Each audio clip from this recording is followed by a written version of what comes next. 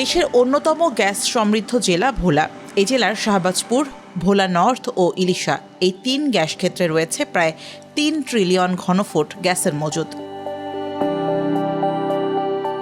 বর্তমানে শাহবাজপুর গ্যাস ক্ষেত্র থেকে প্রতিদিন উৎপাদন হচ্ছে ৭০ থেকে ৭২ মিলিয়ন ঘনফুট গ্যাস, যার একটি অংশ ব্যবহার হচ্ছে ভোলার ২,৩৭৬টি বাসা ও ৪টি শিল্প কারখানায়। এছাড়া প্রায় ৫,০০০ লাইন এখনও রয়েছে সংযোগের অপেক্ষায়। তবে পর্যাপ্ত অবকাঠামো আর দীর্ঘদিনের নীতিগত সীমাবদ্ধতায় এই গ্যাসের সুবিধা থেকে বঞ্চিত ভোলাবাসী। অব্যবহৃত গ্যাসের একটি অংশ সিএনজি আকারে কম্প্রেস করে বেসরকারি প্রতিষ্ঠানের মাধ্যমে আনা হয় ঢাকায়। আর এ নিয়েই স্থানীয়দের মধ্যে রয়েছে দীর্ঘদিনের ক্ষোভ। এমন বাস্তবতায় নতুন সুপারিশ দিয়েছে Bangladesh energy regulatory commission BERC।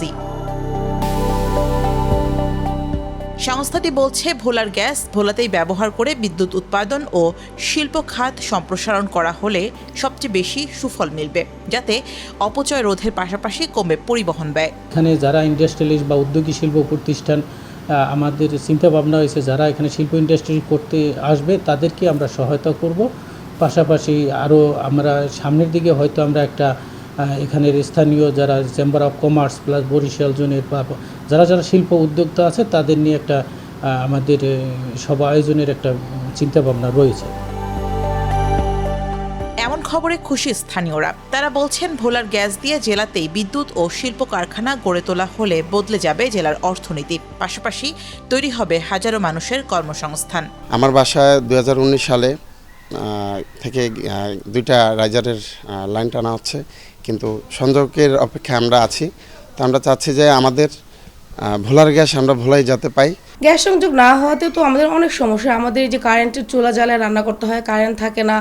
ভোলার গ্যাস নিয়ে আমরা দীর্ঘদিন আন্দোলন করে যাচ্ছিলাম, কারণ আমাদের ভোলায় এত গ্যাস, আমরা এখানে ভোলার গ্যাস আমরা সাধারণ জনগণ পাচ্ছি না। যদি ভোলার গ্যাস ভোলায় ব্যবহার করা যায় তাহলে ভোলার অর্থনীতি, জীবনমান এবং শিল্প খাতে ইতিবাচক ব্যাপক প্রভাব পড়বে। বিশেষ করে ভোলা একটি অর্থনীতি এবং শিল্প অঞ্চলের হাব হিসাবে গড়ে উঠবে বলে আমি মনে করি।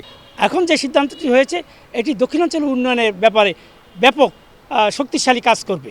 আমাদের বিশ্বাস যে শুধু কলকারখানা করলেই হবে না, কলকারখানার বাইরেও ভোলায় যেহেতু 50 কিলোমিটার রাস্তায় পাইপলাইন বসানো হয়েছে বাসাবাড়িতে গ্যাস সংযোগ দেওয়ার জন্য, সেটিও কার্যকরী করতে হবে। ভোলায় একটি বিদ্যুৎ কেন্দ্র অচল অবস্থায় পড়ে আছে, আমরা যদি এটিকে গ্যাসের মাধ্যমে সচল করতে পারি, ভোলার মানুষ, টোটাল দক্ষিণবঙ্গের মানুষই এটা দ্বারা উপকৃত হবে। ভোলার গ্যাস যেটা সেটা জানি সাধারণ মানুষের কাছে চলে যায়, বিকজ ভোলাতে এখানে আপনার পৌরসভাতে অনেক গ্যাস লাইন দেওয়া আছে কিন্তু গ্যাসগুলি দেওয়া হচ্ছে না, সেটা একটা আন্দোলন ছিল।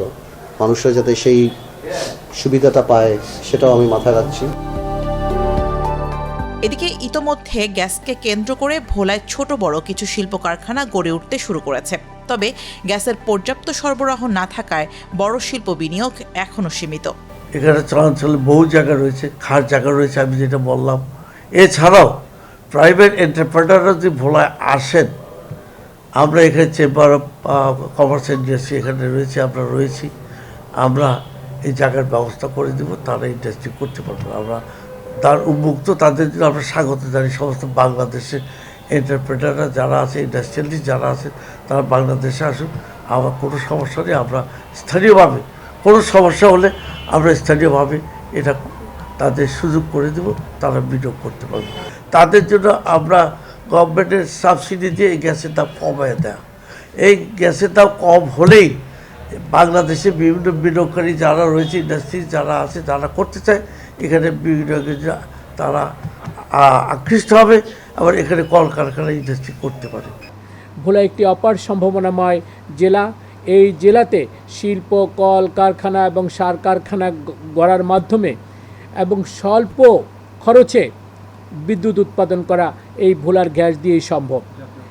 এবং জাতীয় গ্রিডে এটা সংযুক্ত করা যাবে, যে যত পরিমাণ বিদ্যুৎ ভোলাতে হয় তত পরিমাণ বিদ্যুৎ উৎপাদন কেন্দ্রগুলো ভোলাতেই স্থাপন করা হোক, এটা ভোলাবাসীর প্রাণের দাবি। দীর্ঘদিন অব্যবহৃত থাকা ভোলার গ্যাস এখন হয়ে উঠতে পারে দক্ষিণ অঞ্চলের শিল্পায়নের নতুন শক্তি। এখন দেখার বিষয় বিইআরসির এই সুপারিশ বাস্তবায়নে কত দ্রুত কার্যকর উদ্যোগ নেয় সরকার।